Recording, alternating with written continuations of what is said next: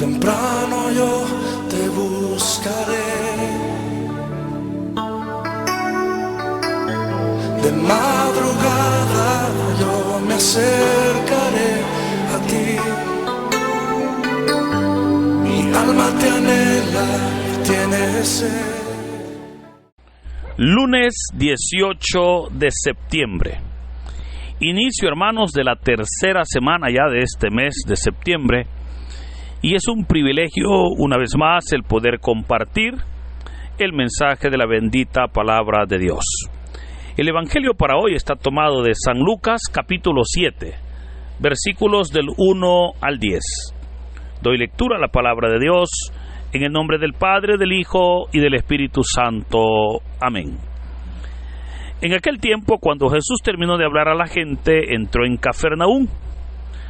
Había ahí un oficial romano que tenía enfermo y a punto de morir a un criado muy querido. Cuando le dijeron que Jesús estaba en la ciudad, le envió a algunos de los ancianos de los judíos para rogarle que viniera a curar a su criado. Ellos, al acercarse a Jesús, le rogaban encarecidamente diciendo: «Merécele que le concedas ese favor, pues quiere a nuestro pueblo y hasta nos ha construido una sinagoga». Jesús se puso en marcha con ellos.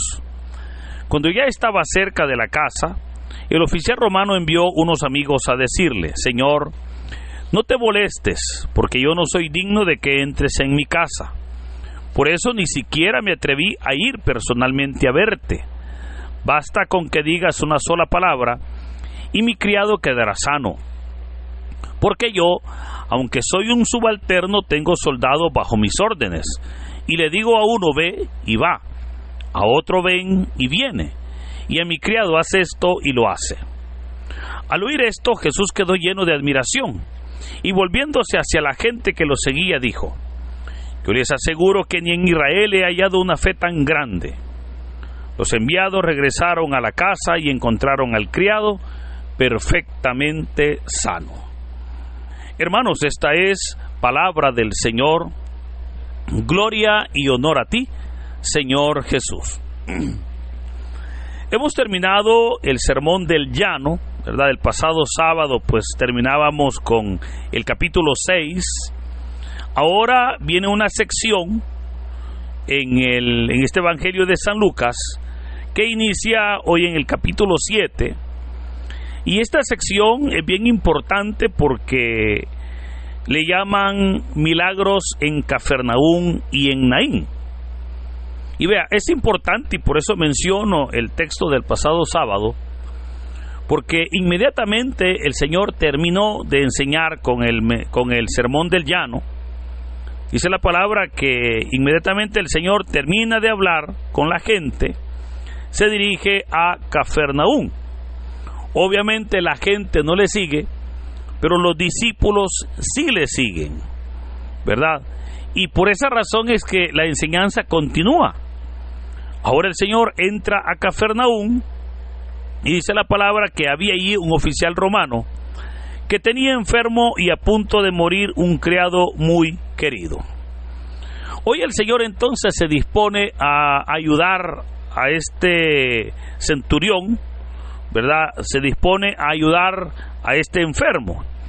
Pero con esta acción, hermanos, el Señor Jesús estaba enseñando a sus discípulos que el reino de los cielos tiene dos componentes. La primera parte es obviamente la palabra, ¿verdad? Lo que el Señor ha enseñado. Y la segunda parte o el segundo componente es la acción. Ambos componentes van muy unidos. O sea, no puede haber solo palabra si no hay acción, y no puede haber acción si no hay palabra. Por eso se nos dice que el Señor entonces, estando en Cafarnaúm, ciudad de Galilea, donde recordemos que Él tenía como su centro de operaciones, le anuncian, ¿verdad?, de esta persona enferma. Ahora, es importante como los centuriones eran los jefes de una centuria de soldados romanos. Obviamente era un romano, ¿verdad? Era un gentil. Pero es sorprendente cómo los enviados o las personas que envía el centurión le suplican a Jesús que le ayude. Dice la palabra que algunos de los ancianos de los judíos se van a Jesús para rogarle que viniera a curar al criado. Ellos le dicen que merece que le ayudara porque él quería mucho a su pueblo y hasta una sinagoga les había construido. Este oficial romano ahora tiene un criado muy enfermo, pero es interesante cómo pareciera que el centurión obviamente estaba necesitado, pero envía a estas personas para que le vayan a suplicar. Ahora, pareciera, hermanos, una comodidad de parte del centurión, pero él mismo le va a enviar de nuevo a unos amigos y le va a decir: Señor, no te molestes, porque no soy digno de que entres en mi casa. Por eso ni siquiera me atreví a ir personalmente. Y le dice: basta con que digas una sola palabra y mi criado sanará. Hermanos, esta declaración fue muy importante y obviamente a nosotros pues nos da varias enseñanzas. Lo primero que podemos aprender de esta declaración de este centurión romano es la forma como el centurión llama a Jesús. Notemos que le llama Señor. Hemos dicho que el término Señor en la palabra de Dios y exactamente en el lenguaje hebreo es un término único y exclusivo para Dios, ¿verdad? De hecho es el hebreo Kyrios. Ahora, los romanos le daban este título al emperador, pero hoy resulta que un romano, o sea, un centurión romano, le está dando este título de Kyrios a Jesús, ¿verdad? Eso ya hablaba mucho de este hombre, que aún siendo romano, era un hombre pues que conocía las escrituras, obviamente había creído en Jesús y sabía que Jesús tenía la autoridad, el poder para sanar a su siervo. Otro elemento importante que podemos también aprender, ¿verdad?, que sería una segunda enseñanza, es que este centurión había entendido cómo funciona el sistema de autoridad. Él sabía que hay dos sistemas, ¿verdad? La autoridad terrenal, que podríamos también llamarle autoridad material, y la autoridad celestial, que podríamos también decirle la autoridad espiritual. Y esto, fíjese, hermano, es bien importante, porque la vida cristiana obviamente es una vida en la cual se requiere que el creyente eche mano de esa autoridad, porque es con esa autoridad que obviamente se puede reprender la maldad, es con esa autoridad que se puede lograr también que el reino de Dios, la obra de Dios se realice.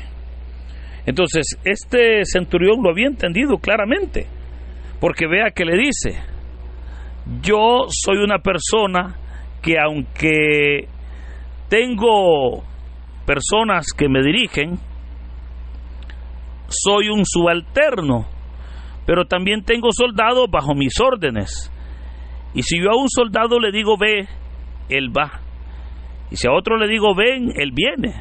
Y si a mi criado le digo haz esto, lo hace. O sea, vemos cómo este hombre, insisto, tenía muy claro cómo funcionaba el sistema de autoridad. Otro punto importante sobre esta frase que le dice el centurión a Jesús es cómo el centurión conoce el valor de la palabra, ¿verdad? O sea, él sabía que la palabra de Jesús basta, como le dice, basta con que tú ordenes, basta con que tú digas. Le dice, yo no soy digno de que entres en mi casa. Basta con que tú ordenes para que obviamente se realice. Y esto implicaba, hermanos, verdaderamente el valor de esa palabra. Porque vea, la palabra es poder. Entonces, la palabra de Dios es el poder de Dios. Es el poder de Dios. Y por eso es importante, otro elemento valiosísimo, el que nosotros hagamos un buen uso y una buena aplicación de la palabra de Dios. Por eso es que insisto tanto, es necesario que conozcamos la palabra. Porque al conocer la palabra, es ahí donde nosotros podemos echar mano de ella y poder aplicarla en nuestro día a día para esa mejor comunión con Dios. Otro elemento, fíjese, importante también que podemos aprender sobre esa frase que le dice el centurión, es que este centurión romano, a pesar de eso, a pesar de que era romano, era un hombre de fe, ¿verdad? Porque obviamente fue el Señor mismo que dijo, ni en Israel he hallado una fe tan grande. O sea, él sabía, él conocía y él creía en que bastaba con que el Señor Jesús dijera una sola palabra y el criado que estaba a distancia de él iba a ser sano. Hermano, ese es un elemento valiosísimo, la fe a la hora de pedir. Ahora, otra acción, fíjese, que podríamos mencionarla, es que este centurión, él se sentía indigno. O sea, él sabía de que a pesar de que él era un oficial romano, pero ante Jesús, él no se sentía digno, porque se lo dice. Le dice, no soy digno que entres en mi casa. Por eso ni siquiera me atreví a ir personalmente a verte. Y ese es otro elemento que lo hemos hablado en muchas ocasiones. La forma como usted y yo buscamos del Señor. El poder comprender nuestra condición y nuestra situación ante la santidad y ante la pureza de Cristo, ¿verdad? Ahora, otra enseñanza, si pudiésemos agregar una más, es el poder que tiene la intercesión, o sea, orar por los demás. Vea, este centurión está pidiendo, pero no pide para él, porque no es él el que está enfermo. Obviamente era su servidor. El Evangelio de San Marcos dice que era su esclavo, pero vemos cómo él está pidiendo para que ese esclavo o ese servidor sea sanado. Y esto nos enseña a nosotros verdaderamente también el poder de la intercesión. Pero vea, estos pasos, hermanos, es importante que también nosotros podamos cumplirlos en nuestra comunión con Dios. Primero, ¿cómo busca usted a Dios? Es importante que le busquemos como nuestro Dios y Señor. Segundo, que podamos entender que Cristo tiene autoridad, como Él mismo dijo, en el cielo y en la tierra. Que podamos darnos cuenta verdaderamente que su autoridad sobrepasa cualquier autoridad material. Tercero, que le demos valor a la palabra. Que podamos comprender que esa palabra que fue dada por Cristo es una palabra viva. Cuarto, que podamos ser hombres y mujeres de fe. Que haya fe, que haya confianza, que haya seguridad en nosotros. Porque de esa manera podremos nosotros verdaderamente recibir lo que estamos pidiendo. Pero también que comprendamos nuestra condición, que comprendamos la santidad de Dios y que, como claramente la palabra nos dice, que oremos los unos por los otros. Ahora, ante todo esto, creo que es importante que nosotros podamos comprender que la voluntad del Señor se mueve por la fe. Y es aquí donde dice la palabra que el Señor se sorprendió, se admiró, y volviéndose hacia la gente le dijo: yo les aseguro que ni en Israel he hallado una fe tan grande. Los enviados, dice el texto, regresaron a la casa y encontraron al criado perfectamente sano. Notemos cómo ese proceso de oración, esa intercesión, esa fe, esa confianza del centurión ahora había dado resultados, pues el centurión creyó y recibió su milagro. Así hoy el reino de Dios, hermanos, es para todos, pero especialmente para aquellos que por la fe llegamos a Cristo. Yo le animo para que por esa fe nosotros podamos provocar esos milagros. Yo siempre lo he enseñado: los milagros se provocan. Los milagros se provocan. ¿Y cómo se provocan? Creyéndole a Dios. ¿Cómo se provocan? Clamándole al Señor. Clamando que tenga misericordia, que pueda responder, que pueda obrar. Y Dios es tan fiel que Él siempre obra a beneficio de nosotros. Por eso, hermanos, así como este centurión, que era un gentil, clamó y recibió, así hoy en día es un tiempo muy bonito y muy especial para que nosotros podamos clamar misericordia, para que podamos nosotros pedir que el Señor pueda obrar tanto en nosotros como en los nuestros. No se lo olvide. Tal vez usted dirá: ¿cómo puedo ayudar yo a mi prójimo enfermo? ¿Cómo puedo ayudar yo a mi ser querido que está quebrantado de salud? Y la mejor manera para ayudarle es orando por él o por ella. Es presentándole al Señor en nuestras oraciones esas intenciones necesarias de sanidad en este caso. Y Dios, que es fiel y justo, obrará, porque sabemos que bajo esa oración de fe, el Señor siempre estará manifestando su voluntad. Por eso, hablemos con Dios, oremos siempre, no nos detengamos, clamemos verdaderamente con insistencia. Y hermanos, Dios que conoce esa fe, conoce esa confianza, esa esperanza, y que no se deja guiar por de repente cosas pues externas, ¿verdad? Dios va a obrar, porque sabemos que Él es un Dios misericordioso, rico en clemencia, pero por sobre todo lento a la ira. Que en este hermoso día Dios bendiga su vida, que el Señor derrame su gracia y nos bendiga en el nombre del Padre, del Hijo y del Espíritu Santo. Amén.